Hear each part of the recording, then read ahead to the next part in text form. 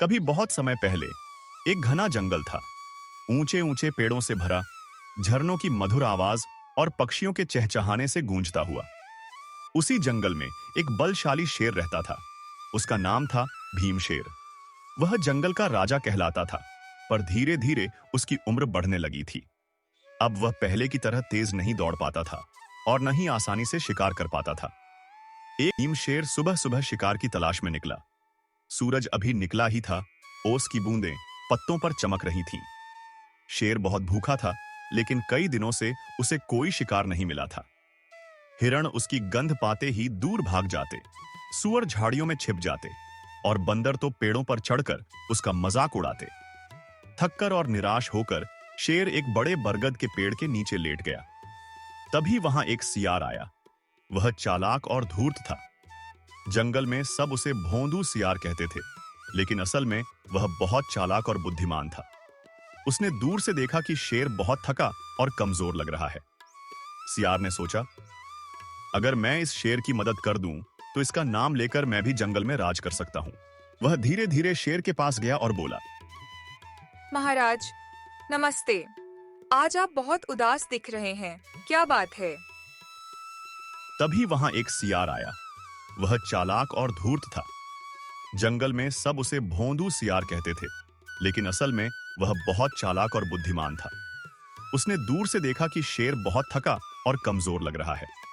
सियार ने सोचा, अगर मैं इस शेर की मदद कर दूं, तो इसका नाम लेकर मैं भी जंगल में राज कर सकता हूं। वह धीरे धीरे शेर के पास गया और बोला, महाराज, नमस्ते। आज आप बहुत उदास दिख रहे हैं, क्या बात है? शेर ने गुर्राते हुए कहा, भूख लगी है, पर अब मैं बूढ़ा हो गया हूं। शिकार भाग जाते हैं। लगता है अब मेरा अंत निकट है। सियार ने तुरंत मौके का फायदा उठाया और बोला, महाराज, अगर आप मुझे अपने साथ रख लें, तो मैं रोज आपके लिए शिकार का इंतजाम कर दूंगा। और बदले में तू क्या चाहेगा? सियार ने मुस्कुराते हुए कहा, बस इतना कि जब तक मैं आपके लिए शिकार लाऊं, आप मुझे नुकसान न पहुंचाएं। मैं आपका दास बनकर रहूंगा। हमको यह बात पसंद आई। ठीक है, आज से तू मेरा साथी है। उस दिन से सियार रोज किसी न किसी जानवर को धोखा देकर शेर के पास लाने लगा।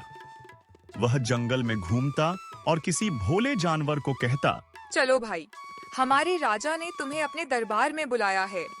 तुम्हें कोई इनाम मिलेगा। बेचारा भोला जानवर सियार के साथ चला जाता और जैसे ही शेर के पास पहुंचता, शेर उस पर झपट पड़ता और उसे खा जाता। धीरे धीरे शेर की ताकत लौटने लगी। वह फिर से मजबूत महसूस करने लगा। लेकिन अब सियार के मन में लालच बढ़ने लगा। वह सोचने लगा, हर रोज मैं ही मेहनत करता हूं, जानवरों को लाता हूं, पर मांस का बड़ा हिस्सा शेर खा जाता है। मुझे बस हड्डियां मिलती हैं। अगर मैं किसी तरह इस शेर को हटा दूं, तो मैं खुद राजा बन जाऊं। अब सियार की चालाकी और शेर की किस्मत का खेल शुरू हुआ। एक दिन सियार ने सोचा, शेर को अपने ही झूठे गुस्से में फंसाकर मैं उसे मुसीबत में डाल सकता हूं। वह शेर के पास गया और बोला, महाराज, आपने देखा, जंगल में सब जानवर कह रहे हैं कि अब शेर बूढ़ा हो गया है। अब तो सियार ही असली राजा है। शेर यह सुनते ही गुस्से में दहाड़ा, क्या? यह सब मेरे खिलाफ कौन बोल रहा है? हाँ महाराज, खासकर हाथी और भेड़िया तो रोज आपकी बुराई करते हैं। कल ही उन्हें मेरे पास ले आना। मैं उन्हें दिखाऊंगा कि शेर अभी भी राजा है। अगले दिन सियार जानबूझकर शेर को एक गहरे दलदल के पास ले गया। उसने कहा, महाराज, वो देखिए, हाथी और भेड़िया इसी तरफ छिपे हैं। शेर गुस्से में गरजता हुआ आगे बढ़ा, लेकिन जैसे ही उसने कदम रखा, उसका पैर दलदल में धंस गया। वह जोर जोर से दहाड़ने लगा, बचाओ बचाओ। सियार ने हंसते हुए कहा, महाराज, आप थोड़ी देर रुकिए, मैं मदद करने के लिए बुलाता हूँ। लेकिन सियार वहां से भाग गया। उसे लगा कि शेर दलदल में मर जाएगा और फिर वह राजा बन जाएगा। पर किस्मत को कुछ और ही मंजूर था। उसी समय वहां कुछ बंदर आए। उन्होंने देखा कि शेर फंसा हुआ है। उनमें से एक बंदर को शेर पर दया आ गई। उसने लताओं और डालियों से शेर को बाहर निकालने में मदद की। शेर किसी तरह बाहर निकल आया। थका हुआ शेर पेड़ के नीचे बैठा और सोचने लगा, यह सियार तो बड़ा धोखेबाज निकला। उसने मुझे मरवाने की कोशिश की। अब इसे सबक सिखाना होगा। शाम तक सियार वापस आया। उसने झूठ बोला, महाराज, मैं मदद लाने गया था, लेकिन कोई भी नहीं आया। अच्छा हुआ आप बच गए। शेर ने कुछ नहीं कहा, बस मुस्कुरा दिया। उसके मन में अब एक नई योजना थी। अगले दिन शेर ने कहा, भोंदू, आज बहुत दिन बाद मैं अच्छा महसूस कर रहा हूं। चलो आज साथ में शिकार करते हैं। मैंने सुना है नदी के किनारे बहुत से जानवर पानी पीने आते हैं। सियार को डर लगा, लेकिन वह बोला, ठीक है महाराज। दोनों नदी किनारे पहुंचे। वहां एक बड़ा गुफा था। शेर ने सियार से कहा, भोंदू, तू नीचे उतर और देख कि क्या अंदर कोई जानवर छिपा है। सियार ने नीचे झांका, लेकिन उसे कुछ दिखाई नहीं दिया। उसने कहा, कुछ नहीं दिखाई दे रहा है महाराज। यहाँ पर कोई जानवर नहीं है। शेर ने कहा, अरे तू और अंदर जा तो सही, मैं ऊपर से देखता हूं। सियार नीचे गया और जैसे ही वह नीचे पहुंचा, शेर ने एक बड़ा पत्थर धक्का दे दिया। पत्थर गड्ढे के मुंह पर आ गिरा। सियार फंस गया। सियार जोर जोर से चिल्लाने लगा। शेर ने दहाड़कर कहा, धोखेबाज, तूने मेरे साथ दगा किया था। आज तू इसी गड्ढे में सड़ेगा। सियार अब डर गया, लेकिन उसकी चालाकी अभी भी बाकी थी। उसने मन ही मन कहा, शेर तो गया, पर मुझे बचने का रास्ता निकालना होगा।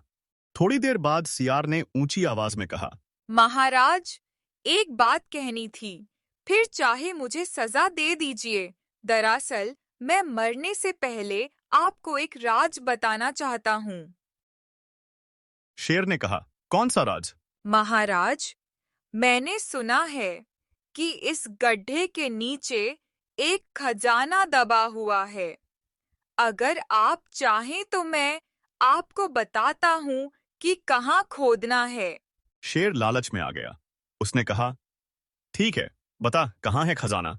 महाराज, अगर आप पत्थर हटा दें तो मैं सही जगह बता दूं।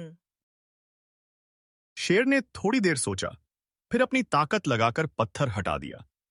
सियार फुर्ती से बाहर निकला और पेड़ों के पीछे भाग गया। भागते भागते वह हंसते हुए बोला, महाराज, लालच हमेशा बुरा होता है। आपने मुझे फंसाया। अब खुद सोचिए कौन चालाक है। शेर गुस्से से दहाड़ा, भोंदू, अगर दोबारा दिखा तो खत्म कर दूंगा। लेकिन सियार ने फिर जंगल का रुख नहीं किया। वह दूसरे इलाके में जाकर बस गया। दिन बीतते गए। शेर अब बूढ़ा होकर अकेला रह गया। कभी कभी वह सोचता, अगर मैंने सियार के साथ ईमानदारी से बर्ताव किया होता तो शायद वह भी मेरे साथ रहता। वहीं सियार भी बाद में पछताया।